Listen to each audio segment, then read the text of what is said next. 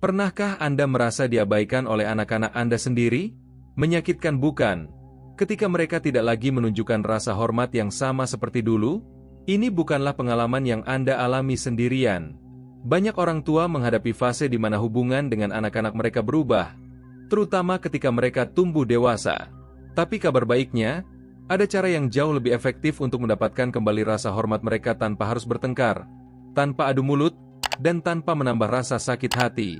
Perubahan sederhana dalam cara kita merespons bisa mengubah secara dramatis bagaimana anak-anak memandang dan memperlakukan kita.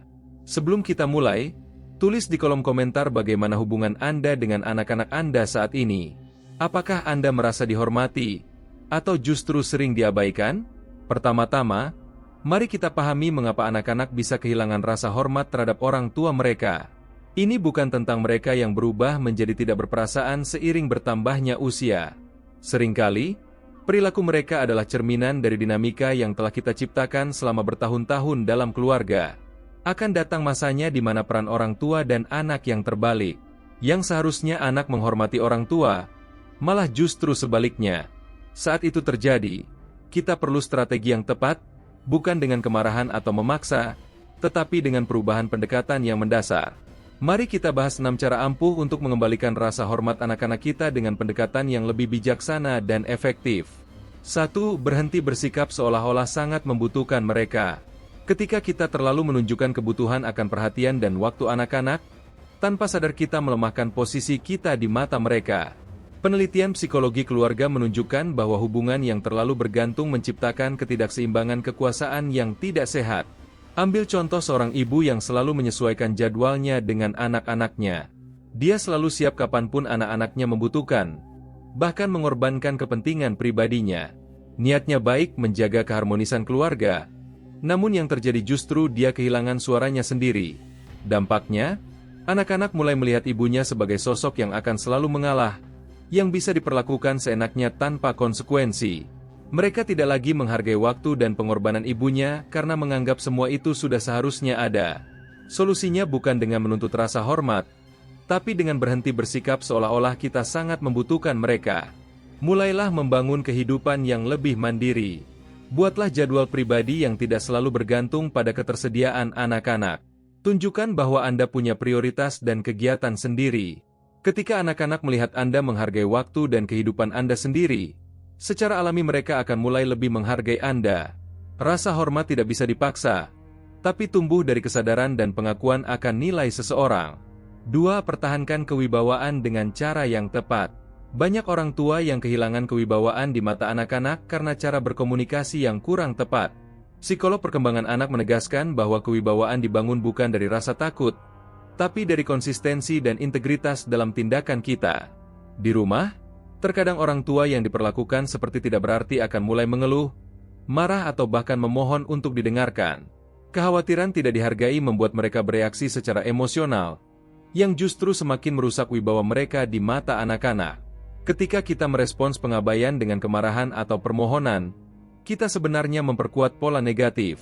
Anak-anak melihat ini sebagai tanda kelemahan, bukan kekuatan, dan rasa hormat mereka semakin terkikis. Solusinya adalah berbicara dengan percaya diri, jelas, dan tenang. Ketika anak-anak mulai tidak menghargai pendapat Anda, jangan langsung terpancing emosi. Tetap pertahankan ketenangan dan bicaralah dengan keyakinan penuh. Yang terpenting, jangan pernah merendahkan diri ke level mereka. Saat kita mempertahankan wibawa dengan bijaksana, lambat laun mereka akan mulai melihat kita sebagai sosok yang patut dihormati. Bukan karena takut, tapi karena mereka mengenali kekuatan dan integritas dalam diri kita. 3. Mandiri secara emosional. Semakin tua, kita perlu menyadari bahwa kita tidak bisa bergantung pada anak-anak untuk kebahagiaan emosional kita. Ilmu psikologi positif menunjukkan bahwa ketergantungan emosional pada orang lain, termasuk anak sendiri, menciptakan dinamika yang tidak sehat dalam hubungan. Mungkin kita sangat mencintai mereka dan tentu saja ingin dicintai serta dihormati kembali. Tapi begitu mereka merasa bahwa kita butuh mereka untuk merasa berharga, saat itu juga posisi kita berubah. Inilah kenyataannya. Bahkan anak kita sendiri lebih menghormati orang yang mandiri secara emosional. Seperti kasus orang ibu bernama Helen yang penuh kasih dan rela memberikan segalanya untuk anak-anaknya. Tapi saat anak-anaknya dewasa, mereka mulai menjauh. Telepon dari ibunya dianggap sebagai kewajiban, bukan kesenangan. Hubungan menjadi beban, bukan kebahagiaan bersama. Sampai suatu hari Helen memutuskan untuk berubah. Ia berhenti mengejar perhatian anak-anaknya dan berhenti menjadi orang yang selalu menunggu telepon. Sebaliknya, ia mulai fokus pada kebahagiaannya sendiri, mencoba hobi baru, berkumpul dengan teman-teman, dan merawat dirinya sendiri. Lalu sesuatu yang mengejutkan terjadi. Anak-anaknya mulai lebih sering menelepon, lebih menghargai waktunya, dan melihat Helen sebagai sosok yang memiliki kehidupan sendiri yang menarik. Semakin kita tidak bergantung pada anak-anak untuk merasa dicintai dan dihargai, semakin mereka menghargai kehadiran kita. Mereka akan mulai menghormati kita bukan karena paksaan, tapi karena mereka benar-benar ingin. Mulailah membangun sumber kebahagiaan yang tidak bergantung pada anak-anak Anda. Kembangkan hobi, jalin pertemanan, atau ikuti kegiatan yang bermakna bagi Anda. 4. Tetapkan batasan yang jelas. Salah satu kesalahan terbesar yang dilakukan orang tua adalah tidak menetapkan batasan yang jelas. Penelitian tentang dinamika keluarga menunjukkan bahwa batasan yang sehat justru memperkuat, bukan melemahkan, hubungan antar generasi. Ketika anak mengabaikan pendapat Anda, melecehkan waktu dan perasaan Anda, maka mereka perlu konsekuensi yang jelas. Bukan hukuman atau kemarahan, tapi batasan tegas yang menunjukkan bahwa Anda menghargai diri sendiri dan mengharapkan hal yang sama dari mereka. Seperti pengalaman seorang ayah dengan anak-anaknya yang sudah dewasa. Ketika anak perempuannya meremehkan pendapatnya, ia menjawab dengan tenang, "Kamu tidak harus setuju dengan papa, tapi papa berhak mendapat perlakuan yang hormat." Dan saat mereka tetap melanggar batas, ia menetapkan konsekuensi. "Kalian tidak bisa menghargai papa. Mungkin papa tidak akan sering-sering kumpul dengan kalian." Apa yang terjadi? Awalnya anak-anaknya merasa shock. Bagaimana ayah mereka berani menarik diri? Tapi perlahan mereka mulai menyadari bahwa ayah mereka cukup menghargai dirinya sendiri untuk menuntut dihargai. Dan akhirnya, mereka mulai berubah. Jangan takut menetapkan batasan dengan anak-anak Anda. Lakukan dengan tenang dan tegas, tanpa drama emosional. Jelaskan apa yang Anda harapkan dan apa konsekuensinya jika mereka tidak menghormati batasan tersebut. Kemudian, yang paling penting, tegakkan batasan itu dengan konsisten. Anak-anak Anda mungkin awalnya menguji batasan ini, tapi jangan menyerah. Merekalah yang perlu menyesuaikan diri, bukan Anda. Jadilah orang yang akan melakukan apa yang Anda katakan. 5. Berhenti memberi tanpa penghargaan. Salah satu cara tercepat kehilangan rasa hormat adalah terus-menerus memberi kepada orang yang tidak menghargainya.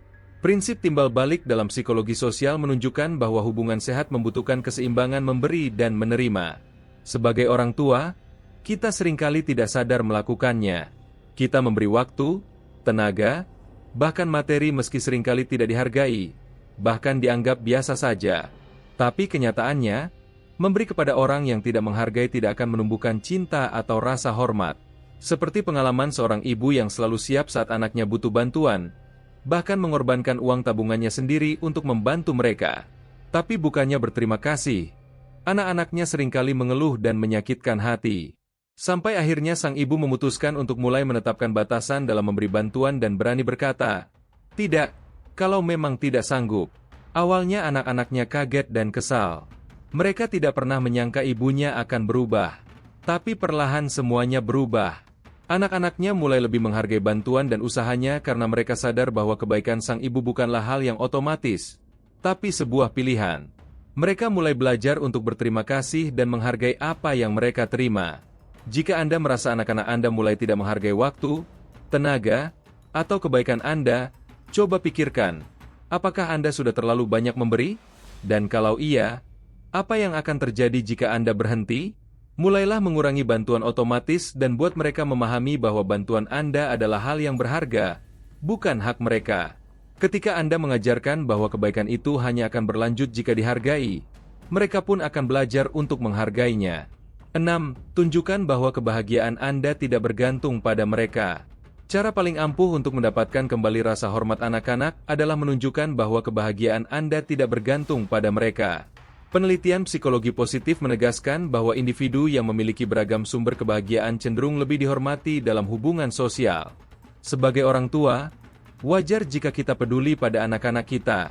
Tapi sayangnya, seringkali kita hanya berfokus pada mereka sehingga kehilangan identitas kita sendiri.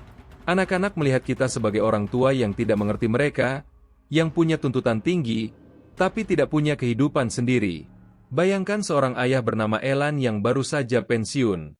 Dia menghabiskan hari-harinya menelepon anak-anak, memberi nasihat yang tidak diminta, berharap anak-anaknya bisa mengisi kekosongan hidupnya. Tapi yang terjadi justru sebaliknya. Anak-anaknya malah menjauh, jarang menelepon, jarang berkunjung. Elan merasa kesepian dan ditolak.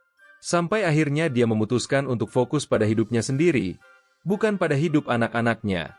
Dia mulai mengikuti kelas musik yang selalu dia minati, bergabung dengan klub buku, dan menjadi relawan di perpustakaan lokal. Hidup Elan berubah. Dia menemukan tujuan dan kegembiraan baru. Dan secara ajaib, anak-anaknya mulai lebih sering menghubungi, ingin mendengar tentang petualangan barunya. Mereka melihat ayah mereka dengan cara yang berbeda, bukan sebagai orang tua yang menuntut, tapi sebagai individu yang menarik dan mandiri. Mulailah membangun kehidupan yang kaya dan bermakna untuk diri Anda sendiri.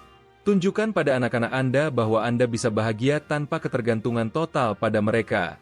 Ini tidak berarti Anda mencintai mereka lebih sedikit. Justru Anda mencintai mereka dengan cara yang lebih sehat. Ketika anak-anak melihat Anda sebagai sosok yang mandiri, yang punya tujuan hidup sendiri, punya kesibukan, dan bisa bahagia dengan dirinya sendiri, mereka akan jauh lebih menghormati Anda. Bukan karena kewajiban, tapi karena kekaguman. Menerapkan keenam langkah di atas bukanlah proses yang instan. Diperlukan waktu, kesabaran, dan konsistensi. Terkadang kita akan jatuh kembali ke pola lama, dan itu wajar. Yang penting adalah kita terus berusaha dan belajar. Ingatlah bahwa tujuan akhir kita bukanlah memaksa anak-anak untuk menghormati kita, tapi membangun hubungan yang lebih sehat dan saling menghargai. Ketika kita menghormati diri sendiri, menetapkan batasan yang jelas, dan hidup dengan integritas, rasa hormat anak-anak akan tumbuh secara alami. Perubahan dimulai dari dalam diri kita. Setiap langkah kecil yang kita ambil untuk menghargai diri sendiri adalah investasi dalam hubungan yang lebih baik dengan anak-anak kita. Jangan menyerah pada tantangan awal, karena hasil akhirnya sangat berharga. Jika Anda merasa informasi ini bermanfaat, jangan lupa klik tombol suka dan bagikan ke teman atau keluarga yang mungkin membutuhkannya. Tuliskan pendapat atau pengalaman Anda di kolom komentar. Kami selalu senang mendengar dari Anda. Dan tentu saja, pastikan Anda berlangganan channel Sehat dalam 2 minggu dan aktifkan notifikasi agar tidak ketinggalan tips bermanfaat lainnya. Dukungan Anda sangat berarti bagi kami untuk terus menghadirkan konten yang menginspirasi dan bermanfaat. Terima kasih sudah menyimak. Sampai jumpa di video berikutnya di channel Sehat dalam 2 minggu. Ingat, hubungan yang sehat dengan anak-anak kita dimulai dari hubungan yang sehat dengan diri kita sendiri.